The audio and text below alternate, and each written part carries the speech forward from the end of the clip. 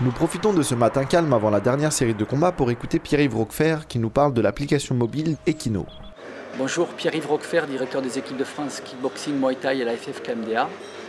Donc, je suis détaché du ministère des Sports et ma mission principale est d'essayer d'obtenir la reconnaissance du haut niveau pour les pratiquants de kickboxing et de boxe thaï. Donc, on est en train de monter un dossier très solide où on agrège les nouvelles technologies de suivi d'entraînement. Parce qu'obtenir des résultats c'est bien, mais il faut aussi protéger l'intégrité physique et morale des pratiquants. En deux mots, on rationalise, on planifie l'entraînement et on essaie de ne pas faire n'importe quoi. À la fin de chaque stage équipe de France, on présente tous les plans d'entraînement et la planification semaine à tous les sportifs. Que ce soit en musculation, en spécifique sac, en sparring, en course. On leur donne des conseils sur la gestion du poids.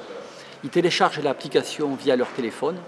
Et de manière individuelle, en fonction de leur entraînement de club, en fonction de leur travail, ils partent avec sur leur téléphone le plan individualisé.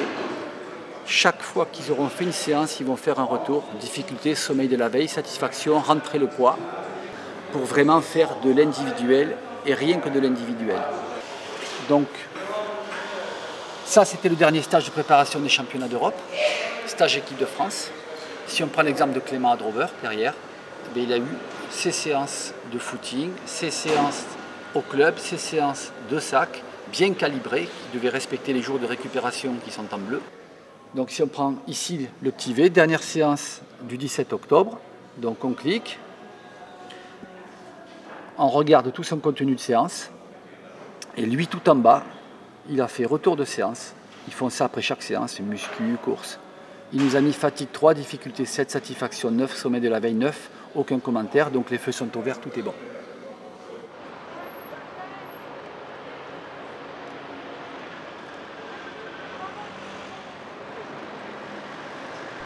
Et c'est parti pour le second volet des finales.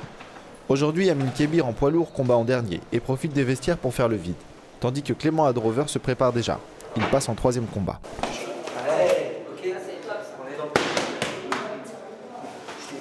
Voilà.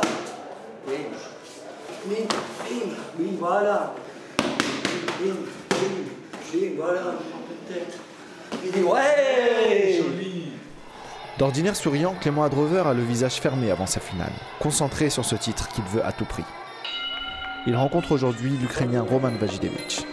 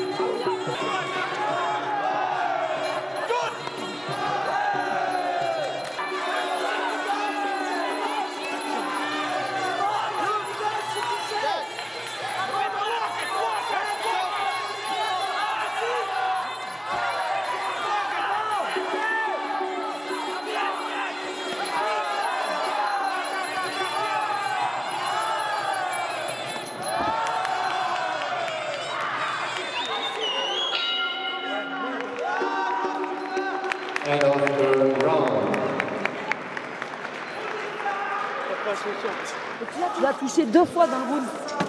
Bien sûr que tu l'as trouvé la solution plusieurs fois. Si, arrête un peu. Tu l'as touché, il était touché en quoi? Tu l'as touché en crochet, là, t'as fait un feu, t'as pas de jus là. Ah, ça c'est le physique, hein.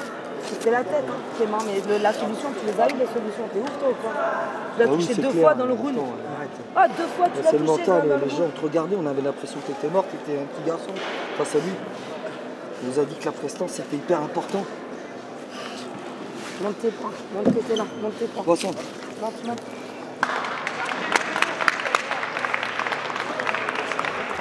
And the winner is blue, Roman Vaginovic, Ukraine. Ladies and gentlemen, now we will have the winner announcement for 2 categories. Female 51 kilos, female 54 kilos.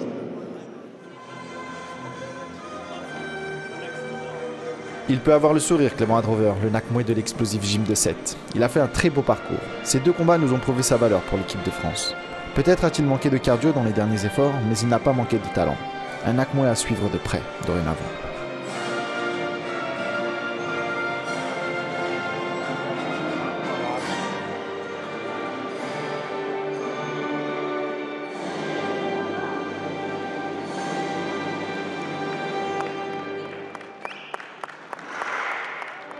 En finale des moins de 51 kg féminines, la Russe Gelina Popova bat la Turque Funda Diken. Myriam Djedidi prend une médaille de bronze. Tout comme Anaëlle Angerville dans la catégorie des moins de 60 kg.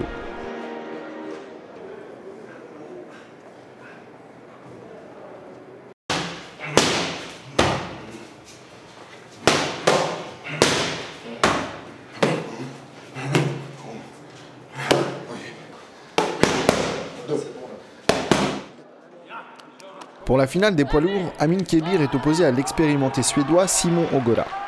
Plus âgé, plus habitué aux rencontres internationales, le Suédois est un gros défi pour le Français.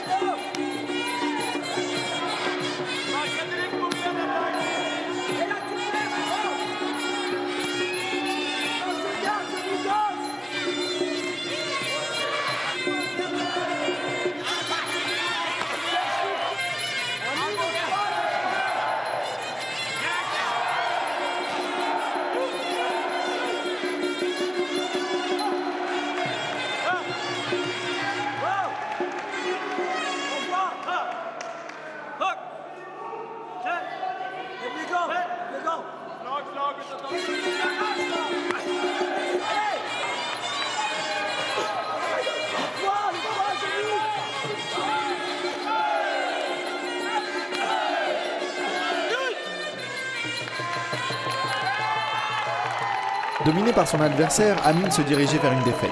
Mais comme le montre cet exemple flagrant, les arbitres de cette édition ont malheureusement eu une forte tendance à stopper certains affrontements trop tôt. Tant pis pour cette fois, nous ne doutons pas de la volonté d'Amin de revenir plus fort.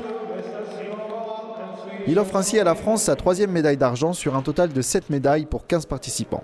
Les championnats d'Europe s'achèvent sur une note d'espoir. À nous de tout mettre en œuvre pour rattraper les nations de l'Est qui trustent depuis 10 ans les premières places à l'IFMA.